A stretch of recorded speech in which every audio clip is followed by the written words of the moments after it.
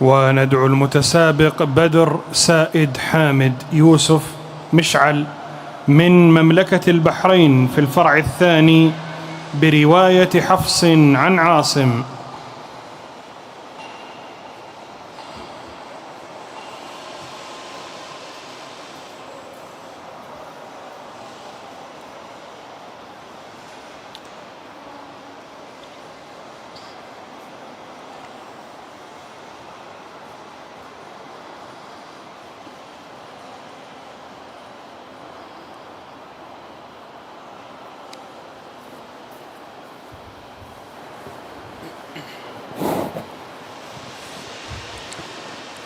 السؤال الأول: اقرأ من قوله تعالى: الحق من ربك فلا تكونن من الممترين.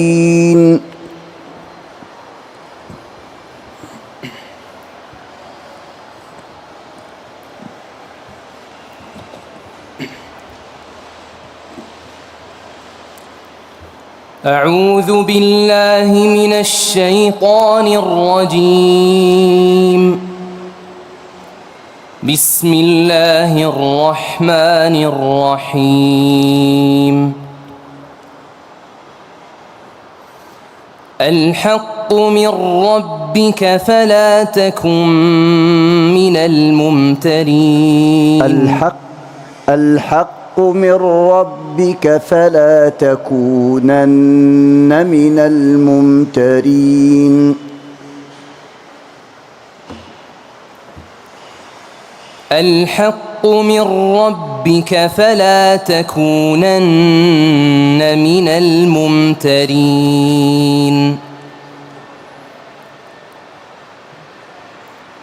ولكل وجهة هو موليها فاستبقوا الخيرات أينما تكونوا يأت بكم الله جميعا إن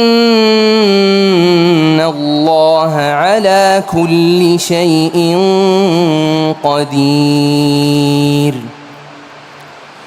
ومن حيث خرجت فول وجهك شطر المسجد الحرام وإنه للحق من ربك وما الله بغافل عما تعملون.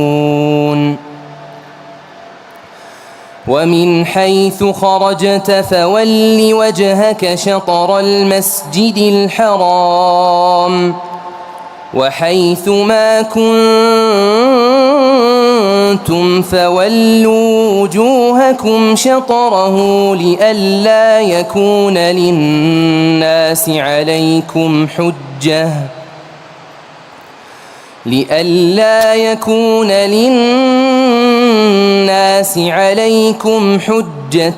إلا الذين ظلموا منهم فلا تخشوهم واخشوني ولأتم نعمتي عليكم ولعلكم تهتدون.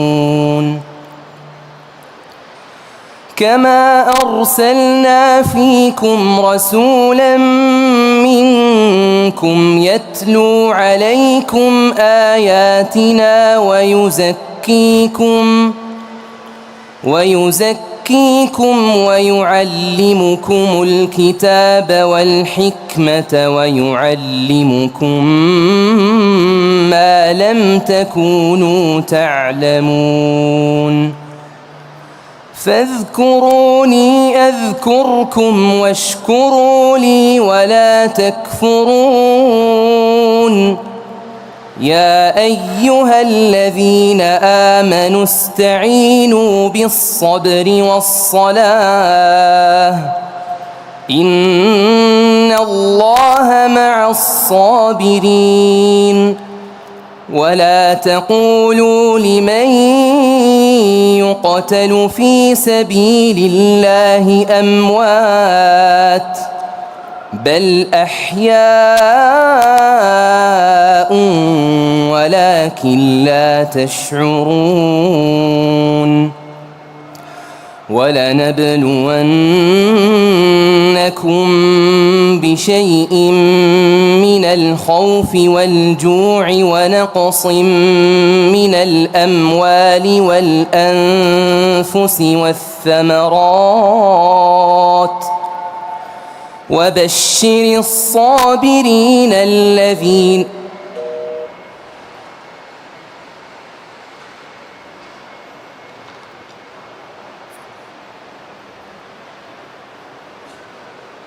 السؤال الثاني: اقرأ من قوله تعالى: من يصرف عنه يومئذ فقد رحمه.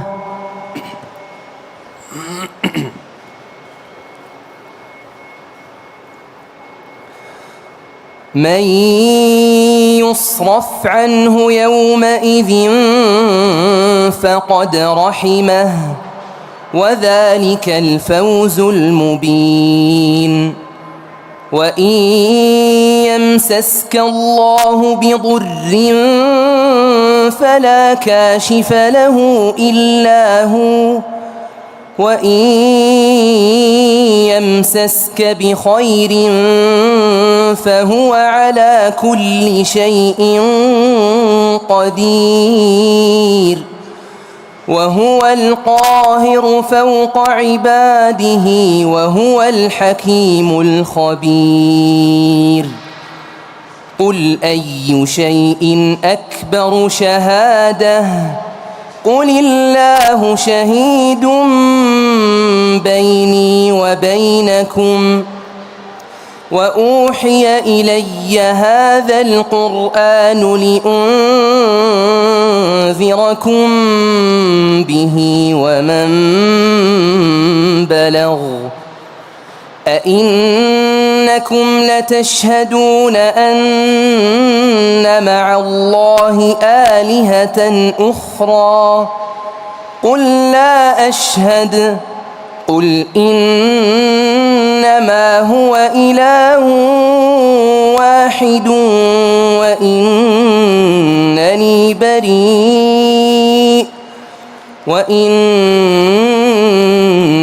بريء مما تشركون. الذين آتيناهم الكتاب يعرفونه كما يعرفون أبناءهم الذين خسروا أنفسهم فهم لا يؤمنون. ومن أظلم ممن افترى على الله كذبا أو كذب بآياته إنه لا يفلح الظالمون. ويوم نحشرهم جميعا ثم نقول للذين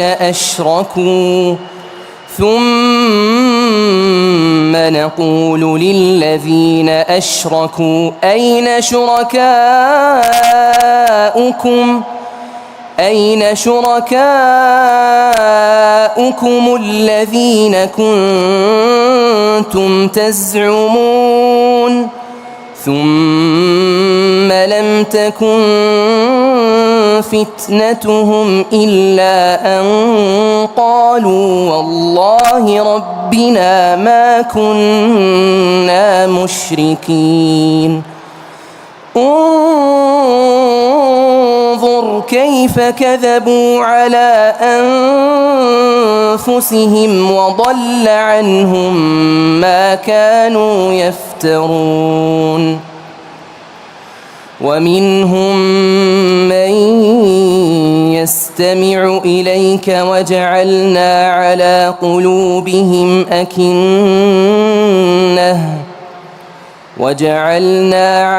قلوبهم أكنة أن يفقهوه وفي آذانهم وقرا وإن يروا كل آية لا يؤمنوا بها حتى إذا جاءوك يجادلونك يقول الذين كفروا إن هذا إلا أساطير الأولين.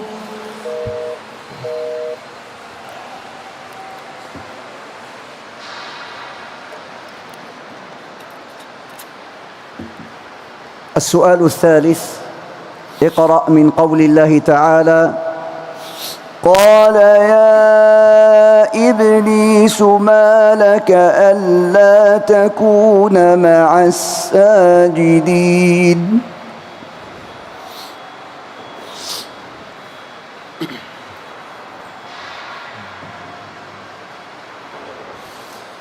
قال يا إبليس ما لك ألا تكون مع الساجدين.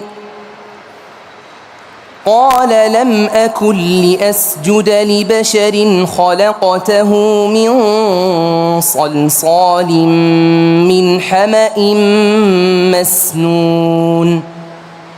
قال فاخرج منها فإنك رجيم وإن عليك اللعنة إلى يوم الدين. قال رب فأنظرني إلى يوم يبعثون. قال فإنك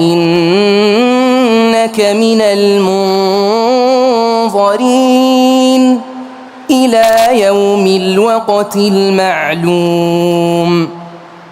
قال رب بما أغويتني لأزينن لهم في الأرض ولأغوينهم أجمعين إلا عبادك منهم المخلصين. قال هذا صراط علي مستقيم.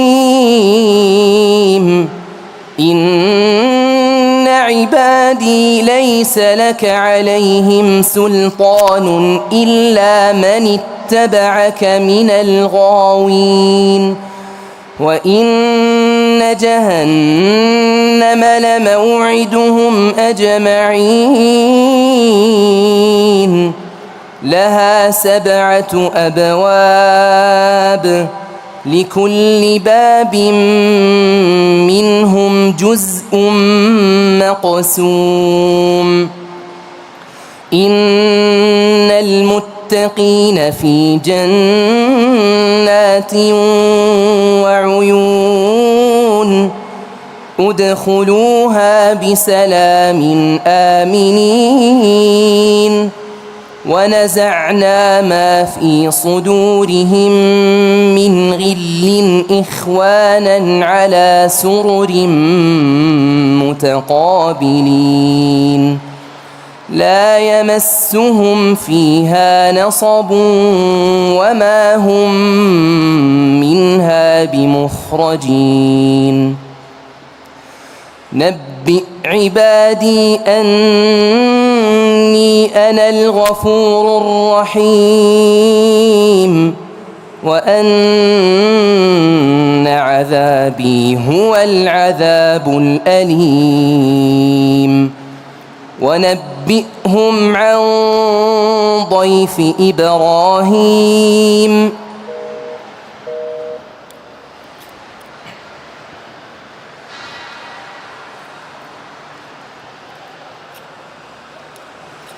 السؤال الرابع: اقرأ من قول الله تعالى: ويوم تشقق السماء بالغمام ونزل الملائكة تنزيلا.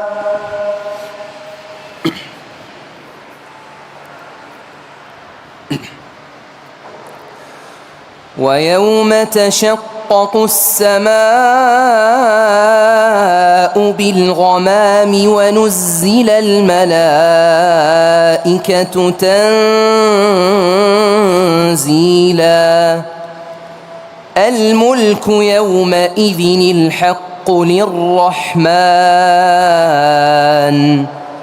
وكان يوما على الكافرين عسيرا ويوم يعض الظالم على يديه يقول يا ليتني اتخذت مع الرسول سبيلا يا ويلتى ليتني لم أتخذ فلانا خليلا لقد أضلني عن الذكر بعد إذ جاءني وكان الشيطان للإنسان خذولا وقال الرسول يا رب إن قوم اتخذوا هذا القرآن مهجورا وكذلك جعلنا لكل نبي عدوا من المجرمين وكفى بربك هاديا ونصيرا وقال الذين كفروا لولا نزل عليه القرآن جملة واحدة كذلك لنثبت به فؤادك ورتلناه ترتيلا ولا يأتونك بمثل إلا جئناك بالحق وأحسن تفسيرا الذين يحشرون على وجوههم إلى جهنم أولئك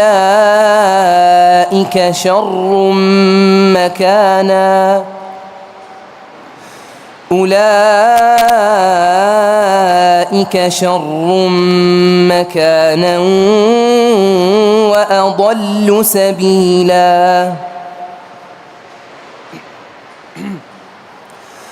ولقد آتينا موسى الكتاب وجعلنا معه أخاه هارون وزيرا فقلنا اذهبا إلى القوم الذين كذبوا بآياتنا فدمرناهم تدميرا وقوم نوح لما كذبوا الرسل أغرقناهم وجعلناهم للناس آية وأعتدنا للظالمين عذابا أليما وعادا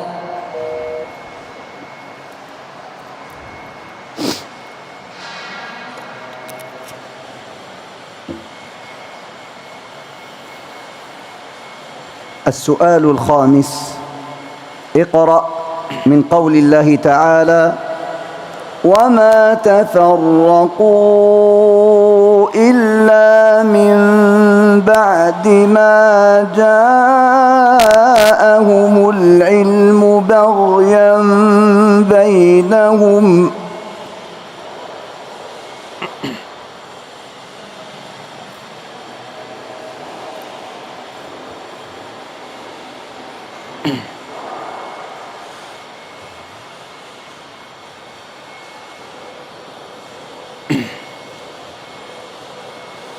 وما تفرقوا إلا من بعد ما جاءهم العلم بغيا بينهم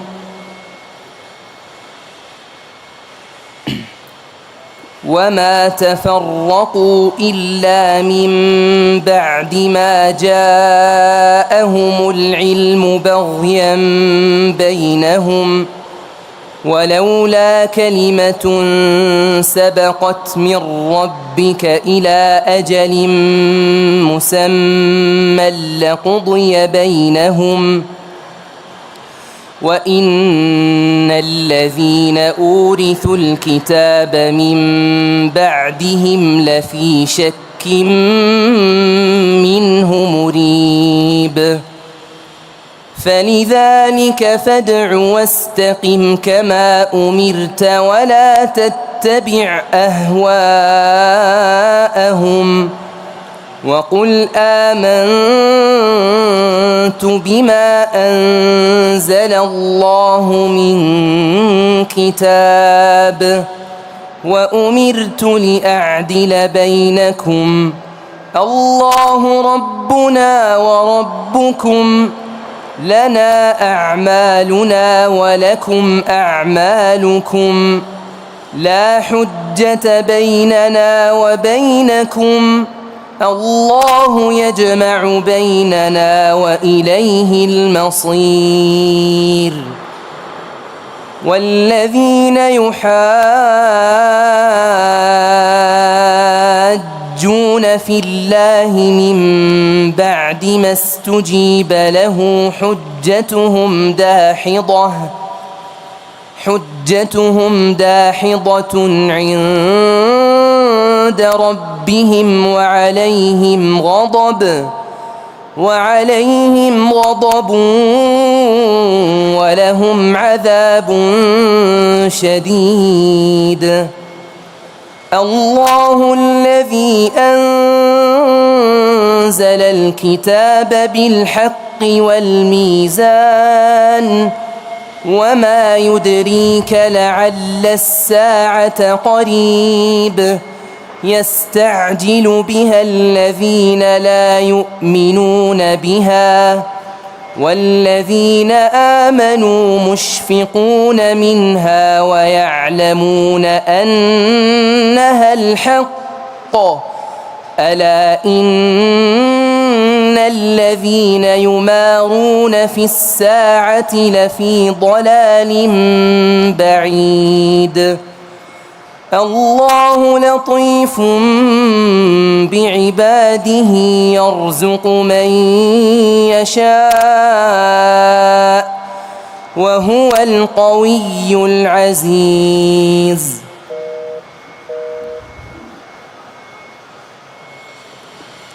انتهت أسئلة الحفظ وننتقل إن شاء الله تعالى إلى أسئلة التفسير.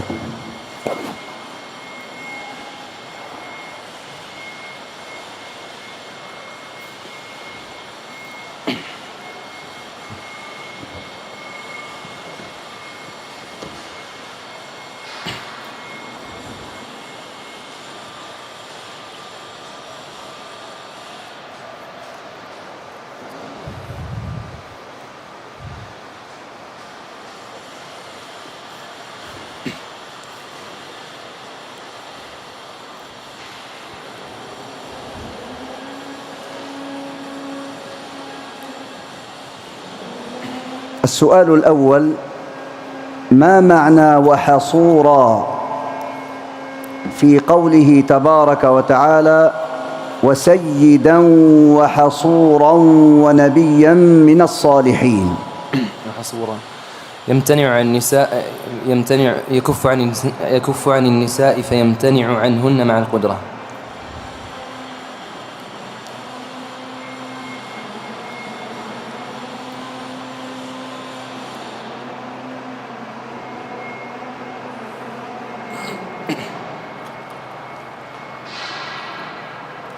السؤال الثاني: ما معنى وهو خادعهم في قول الله تعالى إن المنافقين يخادعون الله وهو خادعهم؟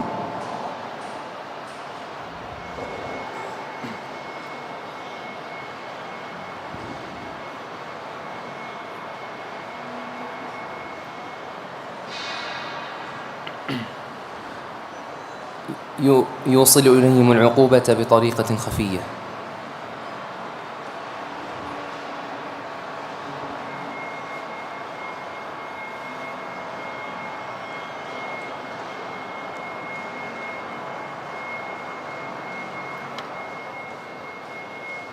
السؤال الثالث: ما معنى نتقنا في قوله تعالى وإذ نتقنا الجبل فوقهم كأنه ظلة؟ أي اقتلعنا وارتلعن الجبل.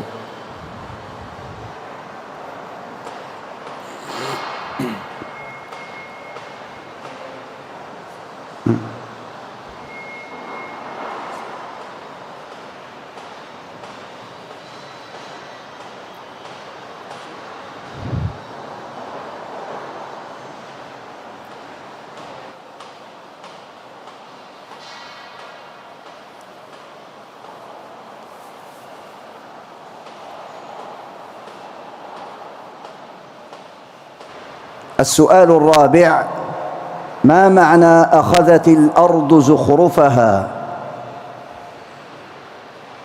في قوله تعالى: حتى إذا أخذت الأرض زخرفها وزينت.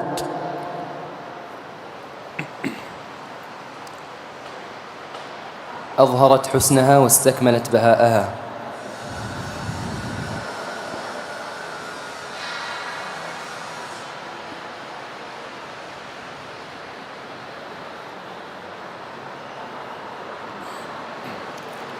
ما معنى سكر في قوله تعالى: ومن ثمرات النخيل والأعناب تتخذون منه سكرا؟ خمرا، وهذا قبل التحريم.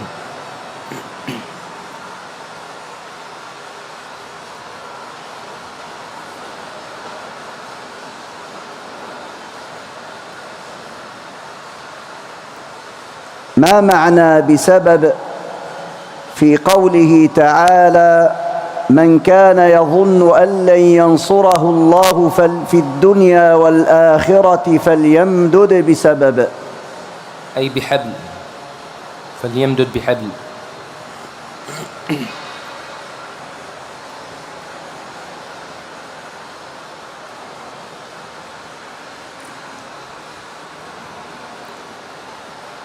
السؤال السابع: ما معنى ويقدر في قوله تعالى: الله يبسط الرزق لمن يشاء من عباده ويقدر له؟ أي ويضيق.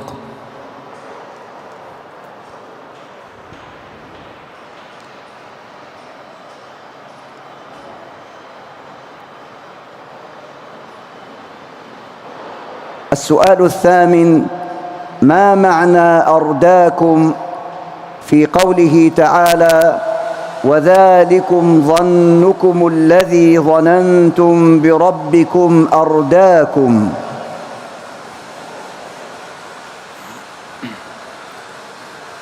أي أهلككم فأوردكم النار.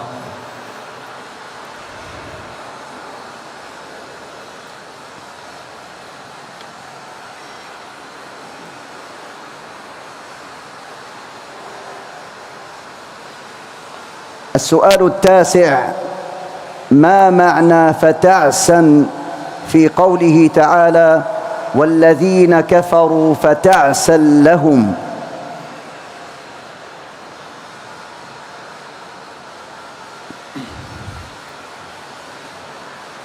أي قبحا لهم على عملهم.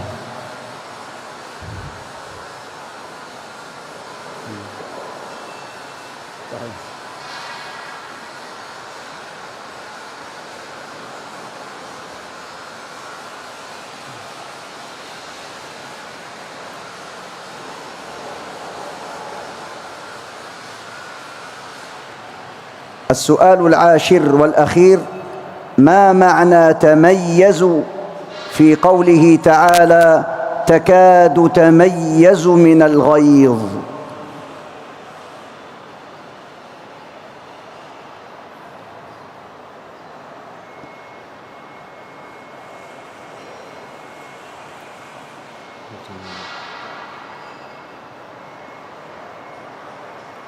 تتقطع من شدة غليانها وفورانها وحرارتها. تمت الأسئلة.